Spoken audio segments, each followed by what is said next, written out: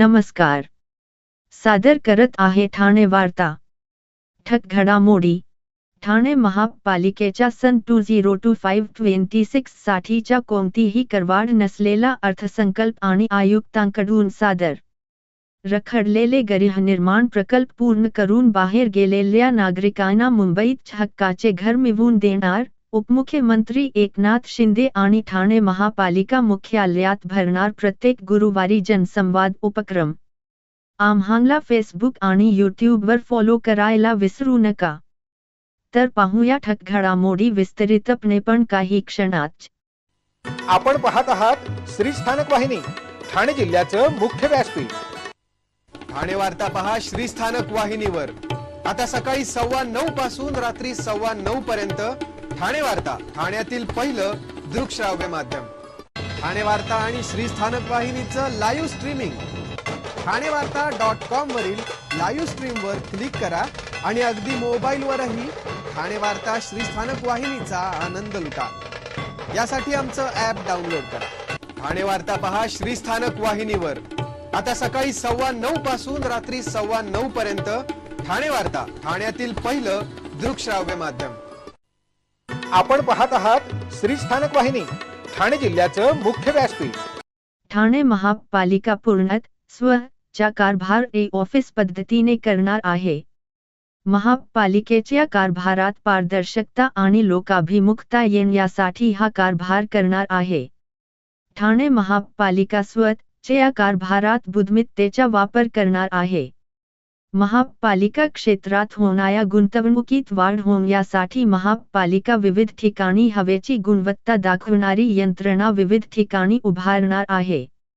महापालिका क्षेत्रात 40हून अधिक ठिकाणी अशी हवेची गुणवत्ता तपासणारी यंत्रणा उभारली जाणार आहे. महापालिकेला यंदाच्या वर्षी 100 दशलक्ष आणि पुढच्या वर्षी 200 दशलक्ष लिटर अतिरिक्त पाणी पुरवठा होणार आहे. हवेची गुणवत्ता तपासणारे समीर हेप महापालिका क्षेत्रातही उपलब्ध करून दिले जाणार आहे. यामुळे हवेची गुणवत्ता तपासता येणार आहे. सिंघानिया शाळेच्या धर्तीवर महापालिका शाळांची अवस्था सुधारण्याचा प्रयत्न होणार असून अशा 25 शाळा यासाठी निवडल्या जाणार आहेत. शहराची वाहतूक कोंडीतून मुक्तता करण्यासाठी शहर खड्डेमुक्त केले जाणार असल्याचे आयुक्तांनी सांगितले. पावसाळ्यापूर्वी सर्व रस्ते खड्डेमुक्त केले जाणार आहेत. हवेची गुणवत्ता तपासण्याबरोबरच हीट मॅपिंग केले जाणार आहे, ज्यामुळे शहरातील कोणत्या ठिकाणी उष्णता वाढते याची माहिती उपलब्ध होणार असून यावर अभ्यास केला जाणार आहे. येत्या 4 ते 5 वर्षात शहर सर्व अर्थाने स्वयंपूर्ण होईल अशा पद्धतीने शहराचा विकास केला जाणार आहे. या अंतर्गत शहराचा हॅपी इंडेक्सही वाढणार आहे.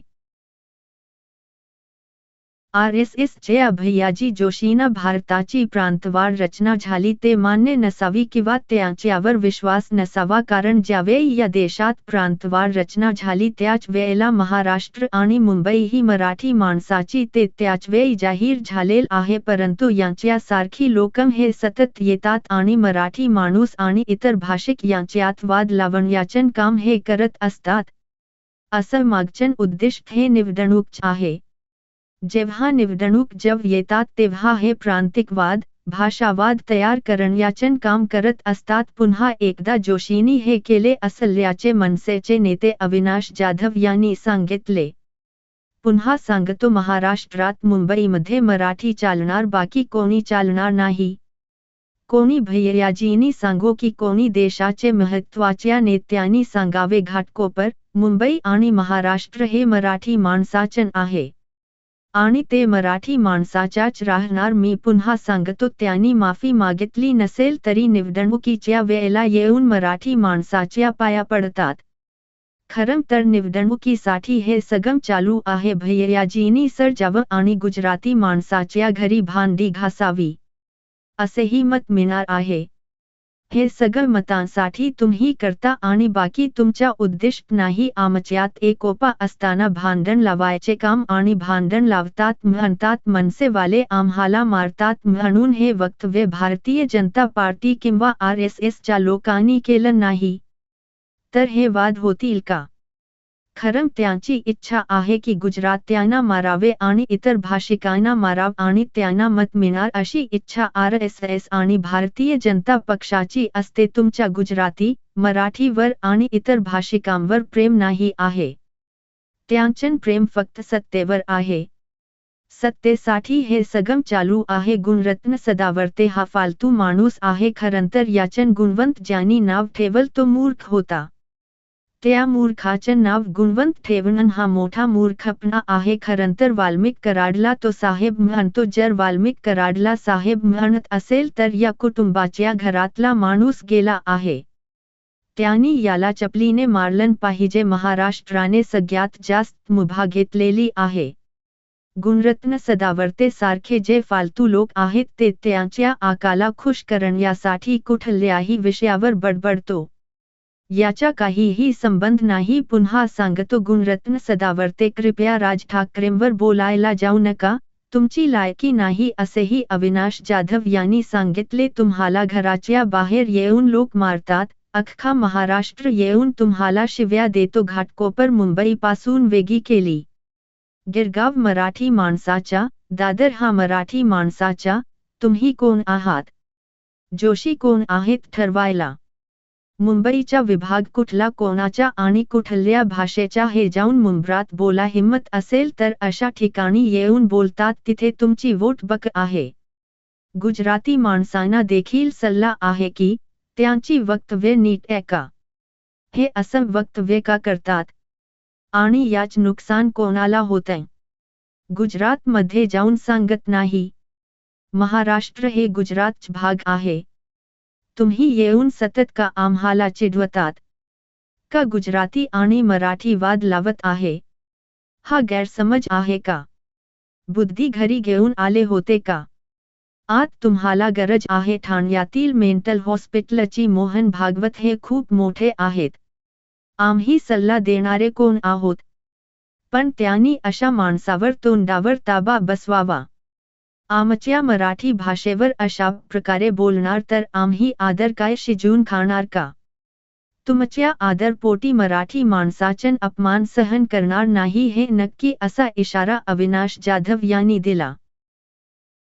जिल्हा परिषदेच्या महिला व बाल विकास विभागांतर्गत जागतिक महिला दिनानिमित्त आदर्श पर्यवेक्षिका, अंगणवाडी सेविका, अंगणवाडी मदतनीस, आशा वर्कर व विशेष प्रावीण्य मिळविलेल्या मुलीचा सत्कार करून सन्मानित करण्यात येणार आहे. जिल्हा परिषदेच्या मुख्य कार्यकारी अधिकारी रोहन घुगे यांच्या अध्यक्षतेखाली 8 मार्च रोजी BJ हायस्कूल ठाणे येथील सभागृहात कार्यक्रम आयोजित करण्यात आला आहे. आदर्श अंगणवाडी सेविका, मदतनीस व पर्यवेक्षिका, आशा वर्कर, महिला कर्मचारी यांचा सत्कार त्यांच्या दैनंदिन कामात उत्साह वाढवून अंगणवाडी केंद्रातील मुलांकडे काळजीपूर्वक लक्ष देण्यासाठी मोलाचे असून त्यांच्या कामाचे कौतुक करण्यासाठी हा सन्मान सोहळा महत्त्वाचा आहे. पुरस्कार कार्यक्रमांतर्गत 2 पर्यवेक्षिका, 8 अंगणवाडी सेविका, 8 अंगणवाडी मदतनीस व 8 आशा वर्कर अशा एकूण 26 कर्मचाऱ्यांना प्रत्येकी 10,000 अक्षरी रु. 10,000 मात्र प्रमाणे धनादेश, सन्मानचिन्ह व प्रमाणपत्र देऊन गौरविण्यात येणार आहे. तसेच विशेष प्रावीण्य मिळविलेल्या मुलीचा सत्कार करण्यात येणार असून पुरस्काराची रक्कम रु. 20,000 अक्षरी रु. 20,000 मात्र धनादेश, सन्मानचिन्ह व प्रमाणपत्र देऊन गौरविण्यात येणार आहे. आदर्श पर्यवेक्षिका, अंगणवाडी सेविका, अंगणवाडी मदतनीस, आशा वर्कर व विशेष प्रावीण्य मिळविलेल्या मुलीचा सन्मान करण्यात येणार असून या कार्यक्रमासाठी महिलांनी मोठ्या संख्येने उपस्थित राहण्याचे आवाहन जिल्हा परिषदेमार्फत करण्यात येत आहे.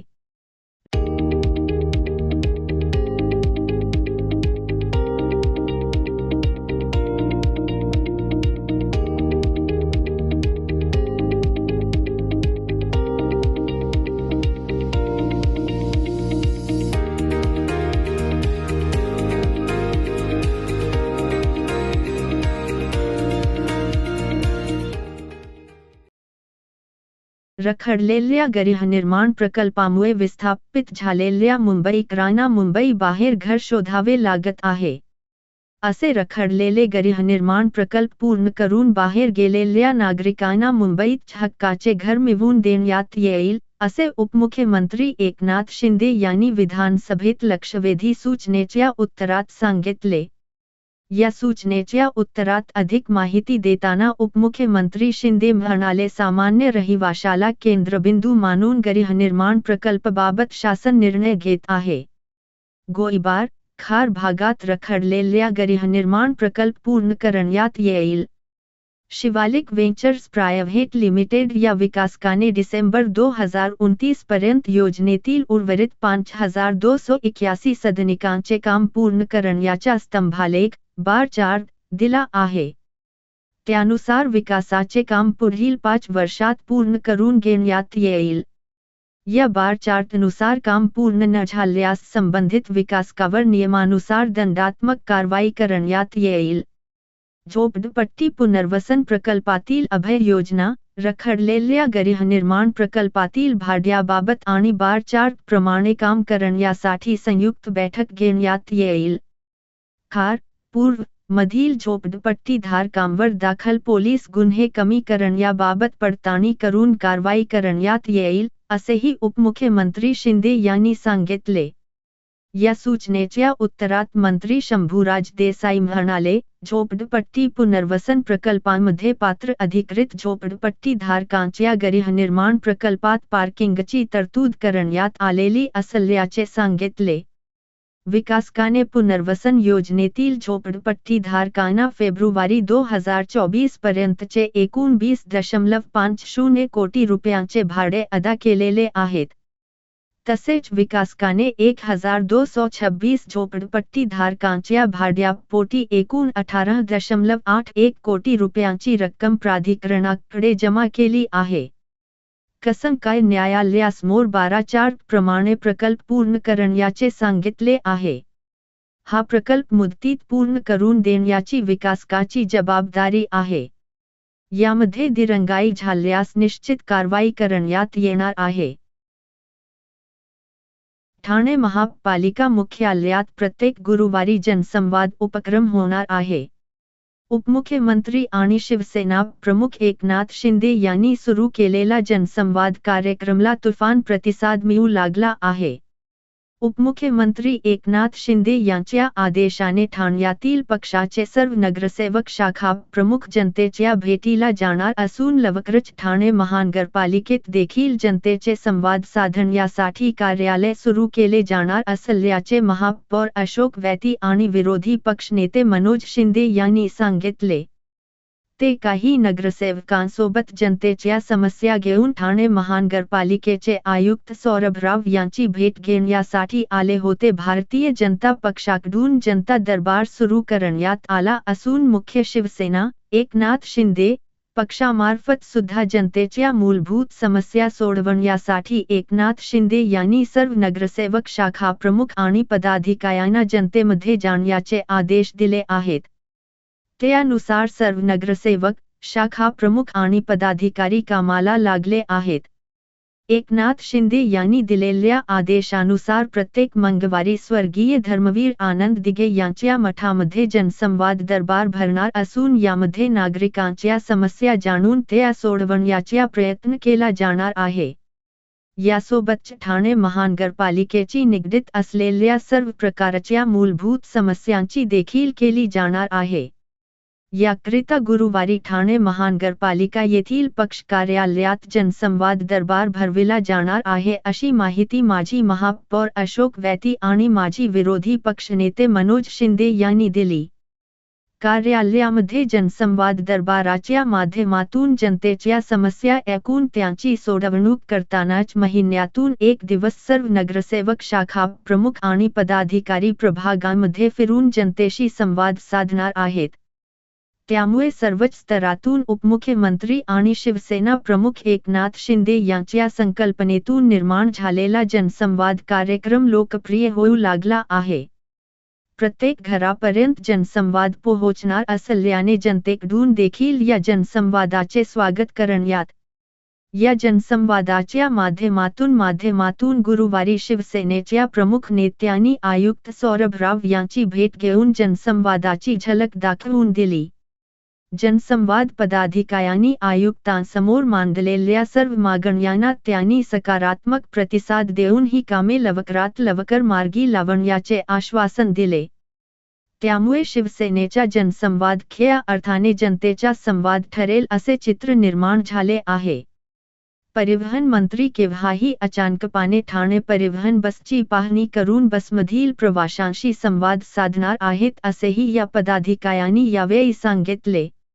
महिलांच्या समस्या, बचत गटांच्या तक्रारींचे सुद्धा महिला नेत्या तथा माजी महापौर मीनाक्षी शिंदे यांच्या उपस्थितीमध्ये तसेच त्यांच्या मार्गदर्शनाखाली नगरसेवक पदाधिकारी प्रभागांमध्ये भेटी देणार आहेत. सन 2024-25 मध्ये रु. 5025 लक्ष रकमेचा अर्थसंकल्प तयार करण्यात आला होता. यामध्ये पाणी पुरवठा आकार, करवसुली, जाहिरात व शहर विकास विभाग या विभागांच्या उत्पन्नात काही प्रमाणात घट येत आहे. त्यामुळे महसुली उत्पन्न रु. 3454 कोटी 83 लक्ष ऐवजी रु. 3220 कोटी 42 लक्ष सुधारित करण्यात येत आहे.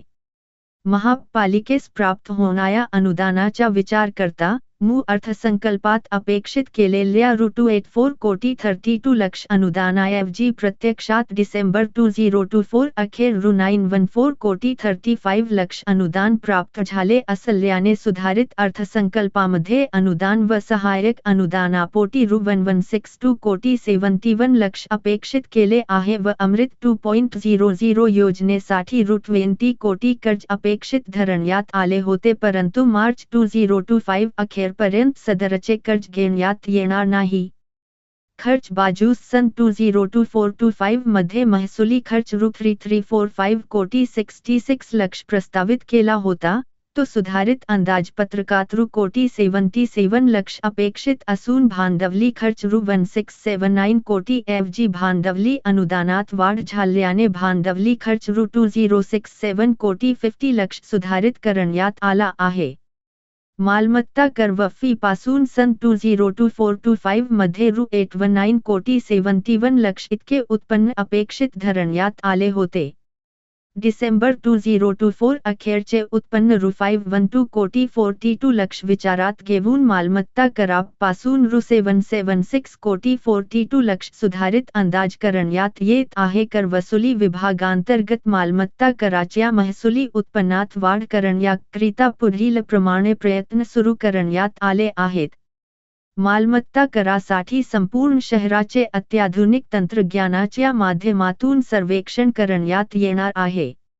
यामधून महापालिकेच्या महसुलामध्ये वाढ अपेक्षित नागरिकांना देण्यात येणाऱ्या मालमत्ता कर संलग्न लोकसेवा ऑनलाईन पद्धतीने देण्याचा मानस आहे. मालमत्ता कराचे देयक, मालमत्ता कर भरणे व इतर सेवांकरिता व्हॉट्सअप चॅटबोट विकसित करण्याचे नियोजन आहे. सन 2025-26 मध्ये मालमत्ता कर व फीसह 841 कोटी 58 लक्ष इतके उत्पन्न अपेक्षित केले आहे. सन 2025-26 या आर्थिक वर्षाची मालमत्ता कराची देयके वर्षाच्या अगदी सुरुवातीस देण्यात येणार आहेत, जेणेकरून महापालिकेस आर्थिक वर्षाच्या सुरुवातीस कररूपी उत्पन्न प्राप्त होईल. पाणी पुरवठा आकारासाठी सन 2024-25 मध्ये रु. 225 कोटी उत्पन्न अपेक्षित होते, यामध्ये मोठ्या प्रमाणात घट दिसून येत आहे. पाणी पुरवठा आकाराचे सुधारित अंदाज रु. 200 कोटी अपेक्षित केले असून सन 2025-26 मध्ये रु. 250 कोटी उत्पन्न अपेक्षित केले आहे. पाणी पुरवठा आकाराच्या वसुलीसाठी विशेष मोहीम राबवून सर्वे करून अनधिकृत कनेक्शन शोधून व दंडात्मक कार्यवाही करून त्यांच्या नियमित वसुलीमध्ये समावेश करून वसुलीमध्ये वाढीसाठी प्रयत्न करण्यात येतील.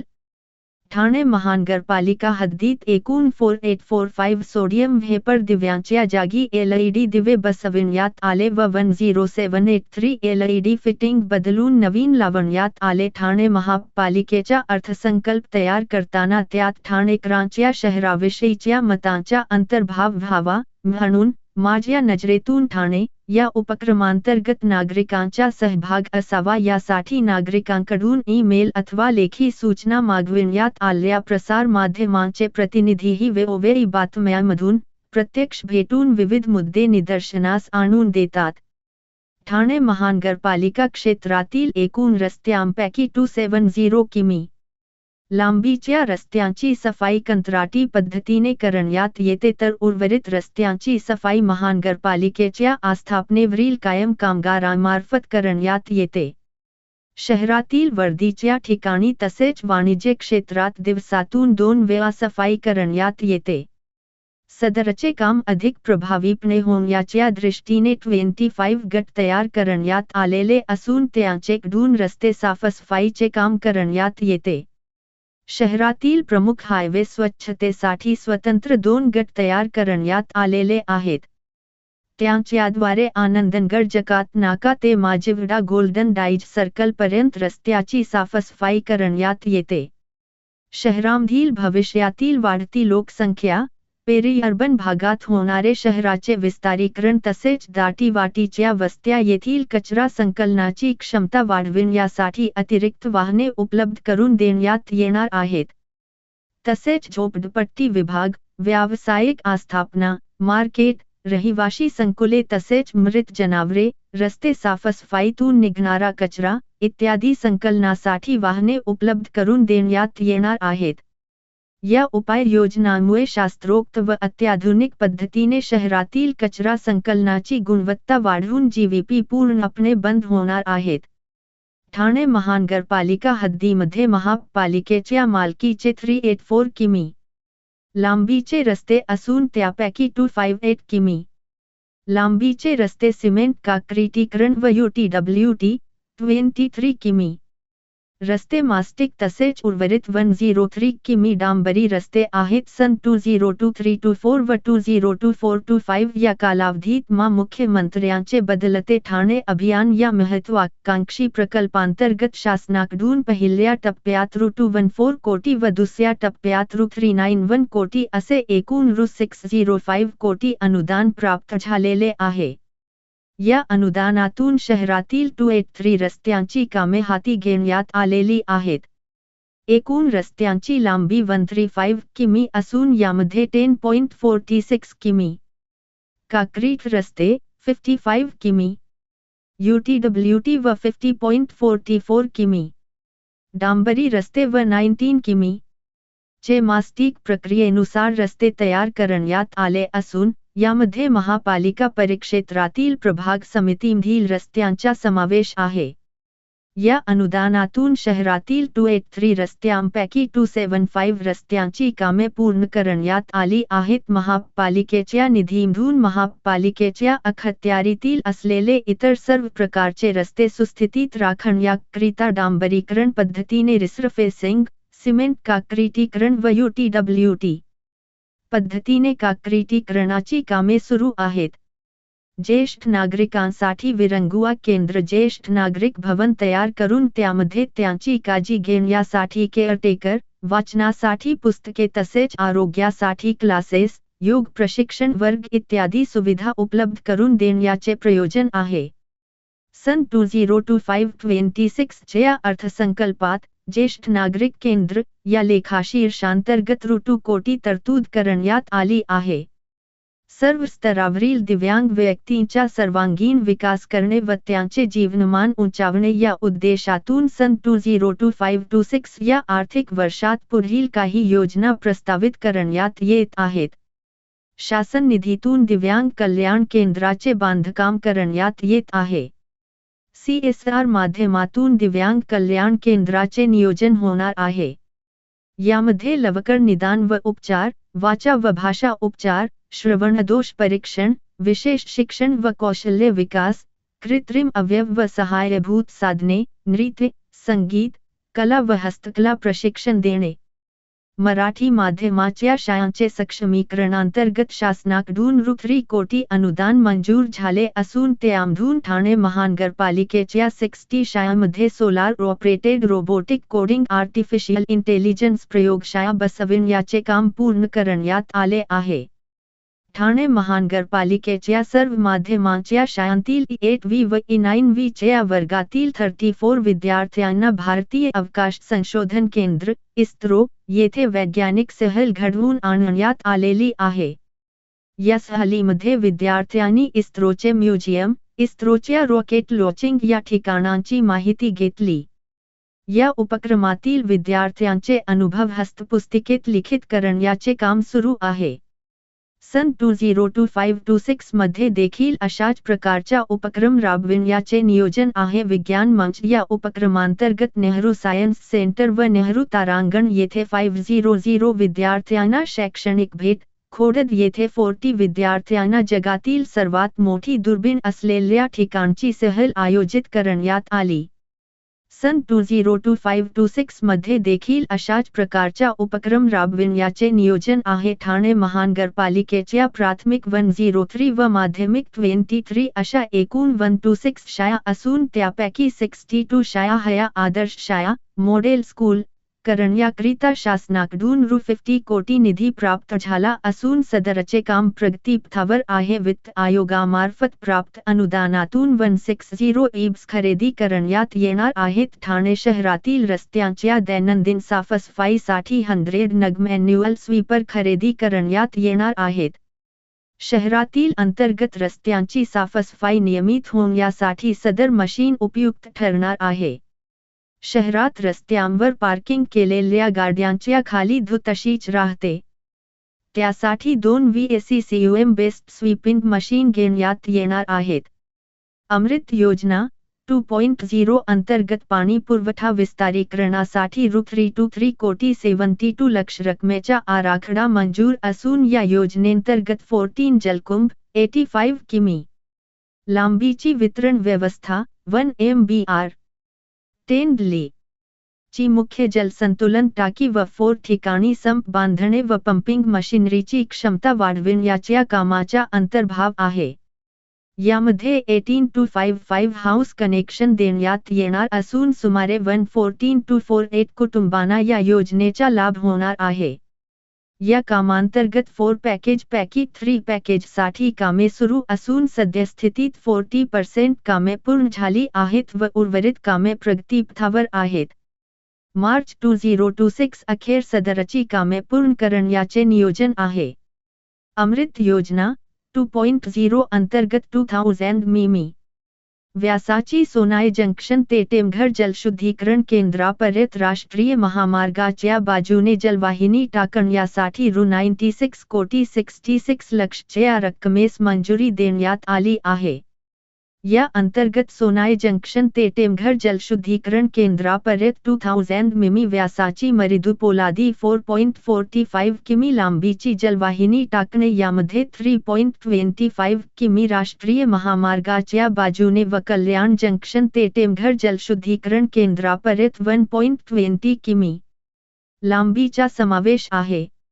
अमृत योजना 2.0 अंतर्गत टेमघर जलशुद्धीकरण केंद्रातील पंपाची क्षमता वाढविणे या कामासाठी ₹55 कोटी व ठाणे शहरातील पंपिंग क्षमता वाढविण्यासाठी ₹16 कोटी 50 लाख रकमेची मान्यता प्राप्त असून महाराष्ट्र जीवन प्राधिकरणाकडून तांत्रिक मान्यता घेण्याबाबतची कार्यवाही सुरू आहे. यासाठी सन 2025-26 च्या अंदाजपत्रकात ₹80 कोटी तरतूद प्रस्तावित करण्यात आली आहे.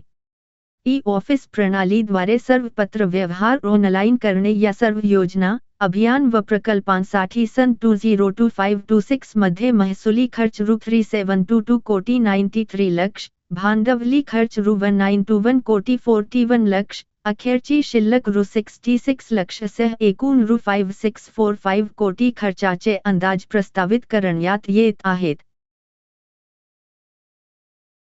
अहो, आपण आपलं घर स्वच्छ, सुंदर, नेटनेटकं ठेवतो ना, मग आपण आपल्या शहराच्या बाबतीत उदासीन का? आपलं शहर स्वच्छ, सुंदर आणि नेटनेटकं ठेवणं ही आपली जबाबदारी आहे, हो ना? मग उचला फोन आणि विना परवाना होर्डिंग्स, बॅनर्स कुठे दिसले तर 1800-222-108 या टोल फ्री क्रमांकावर कळवा किंवा 7506946-155 या भ्रमणध्वनीद्वारे आपली तक्रार नोंदवा किंवा महापालिकेने तयार केलेल्या स्टार ग्रेड ॲप्लिकेशनद्वारे आपली तक्रार नोंदवा. त्याची दखल त्वरित घेतली जाईल. लक्षात घ्या, आपला छोटासा सहभाग आपलं शहर स्वच्छ, सुंदर आणि नेटनेटकं बनवू शकतो. जसं आपलं घर तसं आपलं ठाणे शहर. आपण आपले कार्यक्रम किंवा बातम्या आम्हाला ठाणेवार्ता@gmail.com या ईमेलवर कळवू शकता. ठक घडामोडी शेवटी पुन्हा एकदा.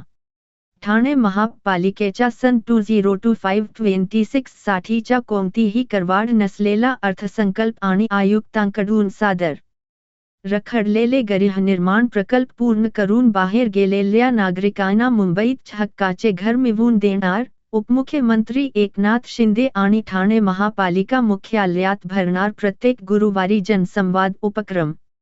या होत्या ठाणे वार्ता. आपली एखादी बातमी बघायची राहून गेली असेल तर आपण ठाणेवार्ता.in या आमच्या संकेतस्थळाला किंवा आमच्या फेसबुक पेज संच यूट्यूब चॅनेलला अवश्य भेट द्या. तर मग पुन्हा भेटू पुढील बातमीपत्रात फक्त श्रीस्थानक वाहिनीवर. धन्यवाद.